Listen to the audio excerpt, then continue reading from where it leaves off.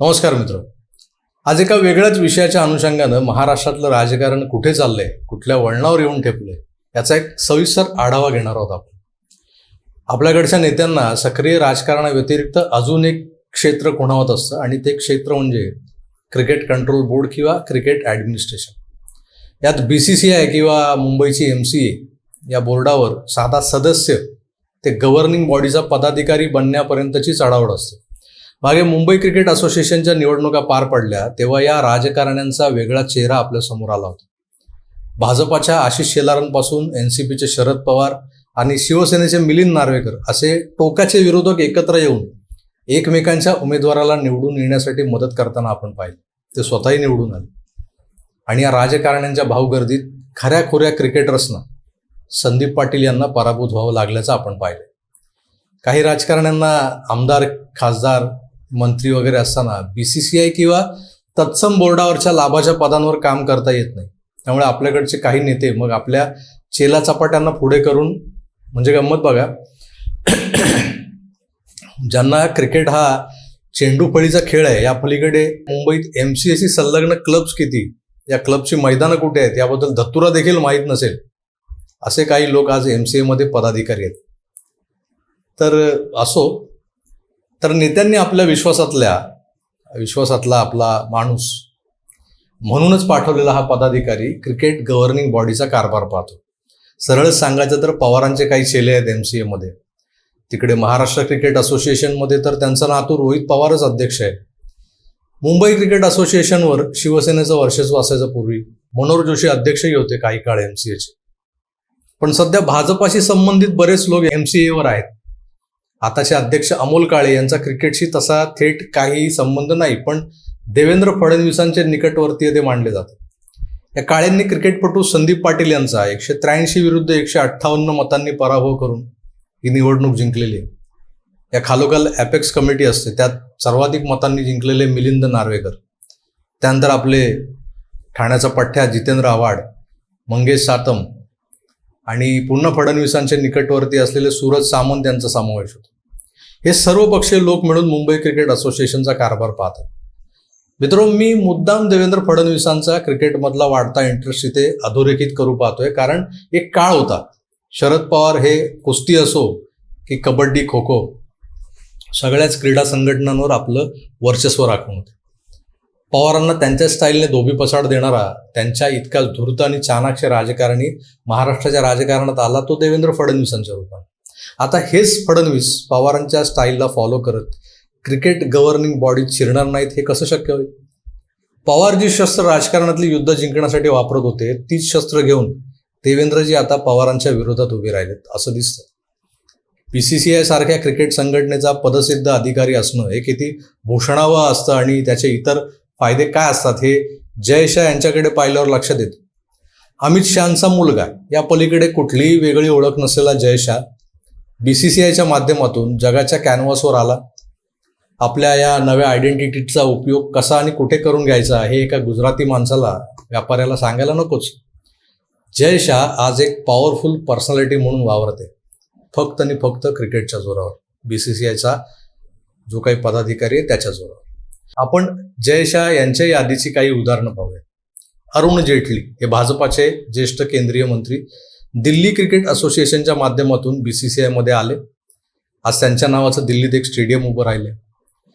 ज्योतिरादित्य सिंधिया, त्यांचे वडील माधवराव सिंधिया यांचाही लोकल क्रिकेट बॉडीजमध्ये, संघटनांमध्ये आणि मग BCCI असा प्रवास आपण पाहिलेला आहे. यातलंच एक उत्तम उदाहरण द्यायचं झालं ना तर काँग्रेसचे राजीव शुक्ला. चेहरा आठवला? तो लुडबुड करणारा माणूस होतो. सरकार कोणाचंही का असे ना, ते BCCIचे पदाधिकारी असतातच. एका TV चॅनलचा साधा पत्रकार होता माणूस, ते खासदार, ते BCCIचा सेक्रेटरी, असा प्रवास राजीव शुक्लांचा आहे.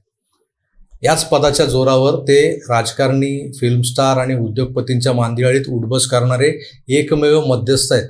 मध्यस्थ हा शब्द तुम्ही शब्दशः घेतला तरी चालेल, इतका हा गृहस्थ सरावलेला आहे या वर्तुळात. क्रिकेट हा खेळ भारताचा राष्ट्रीय खेळ नसला तरी ब्लीड ब्ल्यू जर्सीमुळे ब्लीड ब्ल्यू असं म्हणत हा खेळ भारतीयांच्या रक्तात भिनलेला आहे. या खेळावरचं प्रेम हा विषय तर वादातीत आहे भारतीयांचा. शिवसेना प्रमुख माननीय बाळासाहेब ठाकरेंना क्रिकेट कमालीचं आवडायचं. ते कर्जतच्या फार्म हाऊसवर त्यांच्या नातवंडासह क्रिकेट खेळत असायचे. आपण फोटो पाहिलेले. राज, उद्धव, जयदेव, बिंदू माधव या ठाकरे बंधूंनाही क्रिकेटची प्रचंड आवड. बाळासाहेबांचं क्रिकेटवर प्रेम होतं. या प्रेमापोटी ते क्रिकेट समजून घेत आणि हे एमसीएचं राजकारण त्यासाठीच ते आले होते त्यात. पण शरद पवारांनी क्रिकेटमधला व्यवसाय आणि पैसा समजून घेत क्रिकेटमध्ये घुसखोरी केली. आपल्याला माहीतच आहे की BCCI ही जगातली सगळ्यात श्रीमंत क्रिकेट असोसिएशन आहे. कारण क्रिकेट सामन्यांच्या टीव्हीवरच्या थेट प्रक्षेपणाचे हक्क आणि आता डिजिटल प्रक्षेपणाचे हक्क हे 5 ते 6 हजार करोड रुपयांना विकले जातात. परवाची भारत पाकिस्तान मॅच एकाच वेळी 3 करोड 20 लाख लोकांनी लाईव्ह पाहिली एका क्षणी. यात मोबाईलच्या स्क्रीनवर पाहणारे लोक सर्वाधिक होते. क्रिकेट हा पैसा मिळवून देणारा राजमार्ग बनलाय आणि अशा श्रीमंत असोसिएशनचा पदाधिकारी असणं म्हणजे राजकारणाला एक पर्याय म्हणून पाहतोय हे लक्षात येत असलेले नेते सध्या क्रिकेटकडे वळत आहेत. जगाच्या पाठीवर अनेक उलथपालथी होत असताना ज्यांच्यावर प्रचंड असा कामाचा दबाव आहे असे भारताचे क्रमांक 2चे नेते गृहमंत्री अमित शहा देखील हे परवाच्या अहमदाबादच्या सामन्यात, भारत पाकिस्तान सामन्यात शेवटपर्यंत बसलेले होते. यातूनच तुम्हाला क्रिकेटमधल्या डिप्लोमसीचा अंदाज सुद्धा आला असेल. आपण जर मुंबई क्रिकेटमधल्या राजकारणाचा अंदाज घेतला तर आपल्या लक्षात येईल की इथे पदावर टिकून राहायचं, निवडणुका जिंकायच्या, तर स्वतःला क्रिकेट खेळता आलंच पाहिजे असं काही नाही.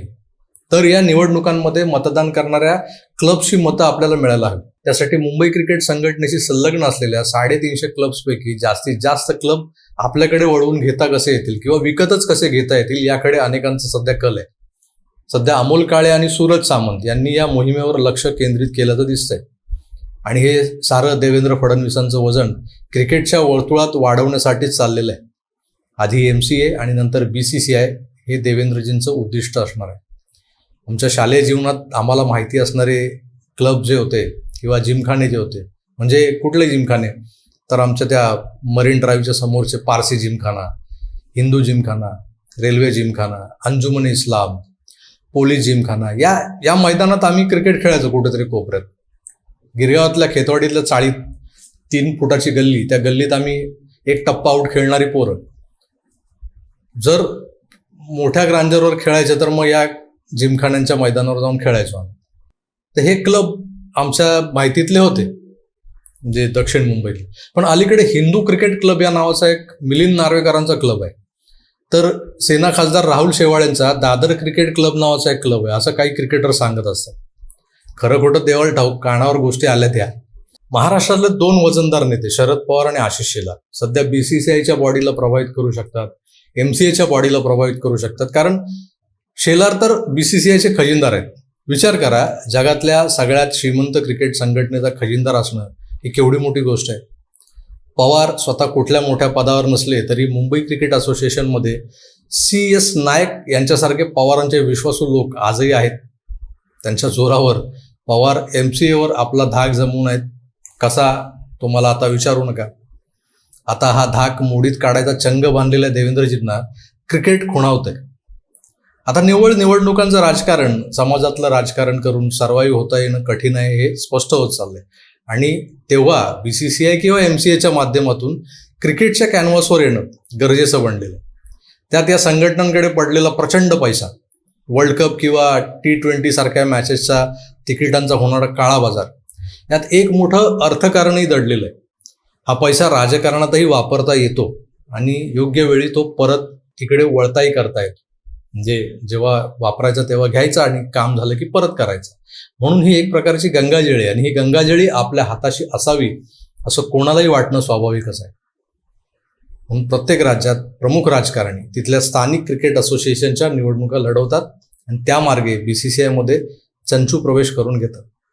उद्या देवेंद्रजी स्वतः या भानगडीत पडणार नाहीत, पण त्यांचे सो कॉल्ड निकटवर्तीय मात्र BCCIवर कब्जा मिळवण्याचे प्रयत्न जारी ठेवतील असंच दिसतंय. यात कदाचित सध्याचे खजिनदार आणि आमदार आशिष शेलार यांचा बळी जाईल असं का कोण जाणे वाटून राहिले मला. कारण लाभाच्या पदाचा निकष लावून आमदार असणाऱ्या शेलारांना खजिनदार पदावर राहता येईल का, हा एक मोठा प्रश्न आहे. त्यांच्या विरोधात एक तक्रार अर्ज BCCIच्या लोकपालाकडे दाखलही झालेला आहे असं म्हणतात, पण तो अद्याप दाबून ठेवला आहे.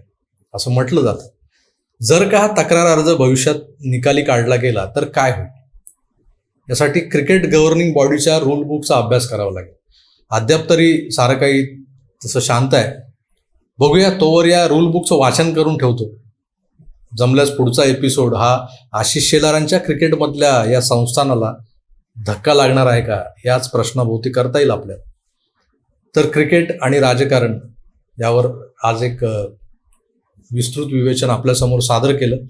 आणि देवेंद्र फडणवीस हा धूर्त धोरणी राजकारणी, आता त्याला क्रिकेटचे वेध लागले, क्रिकेट खुणावतंय असं आपण म्हणू शकतो. त्याही अँगलने आता देवेंद्रजींकडे पाहावं लागेल. पाहूया. तुर्तास इथेच थांबतो. पुन्हा भेटूच. तोवर आपली काळजी घ्या आणि पाहत राहा आकार DG9. धन्यवाद. नमस्कार.